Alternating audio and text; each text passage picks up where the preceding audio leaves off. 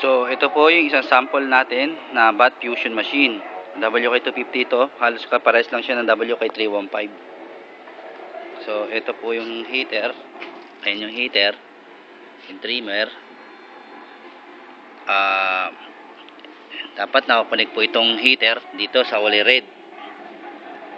Sagad na sagad po yan. Para sa heater yan. Sagad na sagad. Dapat nakasagad siya. First, siyempre, check mo to. Kung naka-off yan, dapat i-on mo. Okay, naka-on na siya. So, may oras na yan. Ito po yung yung soaking time. Yung temperature controller. So, sa pagsiset ng init niya na 210, dito lang po. Set mo siya. Set, 0. Balik natin sa 00 para malinaw.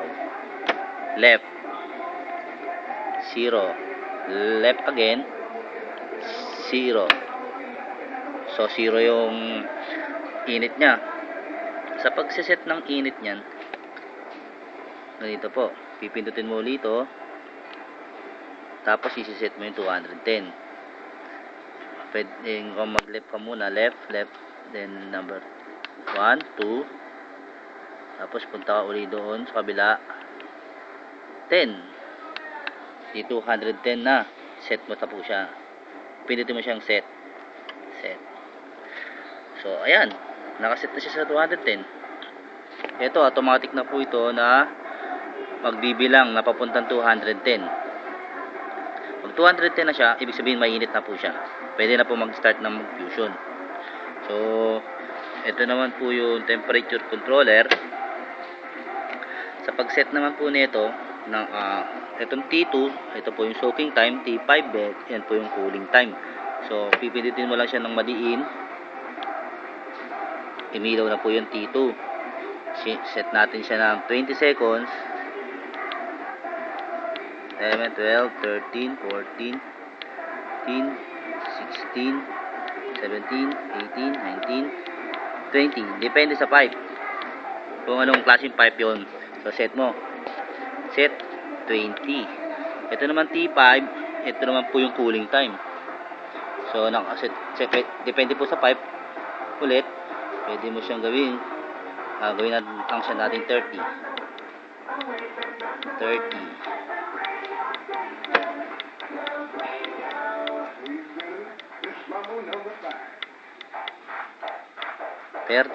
Set. Set na po siya. No?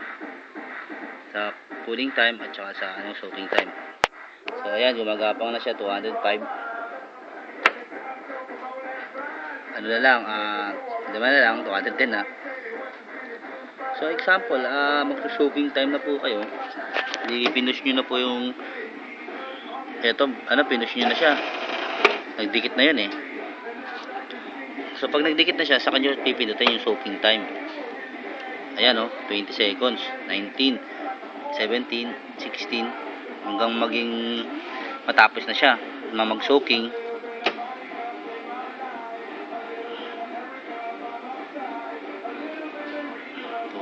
Tutunog po yan. Ibig sabihin, tapos na. Ang gagawin nyo, i-release nyo po siya. Release nyo rin yung pressure. Release nyo rin yung pressure. Release. Ayun yun. Then balik nyo ulit yung pressure. Then na-release nyo na, idinikit nyo na ulit. Yung pagdikit naman, ito naman yung cooling time na i-set natin sa 30. Ayan.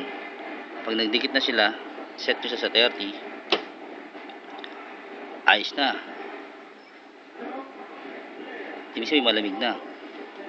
Ayan po, gumagapang 208. Alam mo na lang, 210 na. Mainit na yan. So, yun, ganoon lang kadali. Ayan po. Tapos na ang cooling time ng pipe. That's it. Ay, isa na lang Ayan, ganoon lang po kadali. Isa na lang, gagapang na siya. So, automatic na po yan magto 210 dahil nakasit siya sa 210. Okay. Ayan, 210. Soaking time, cooling time.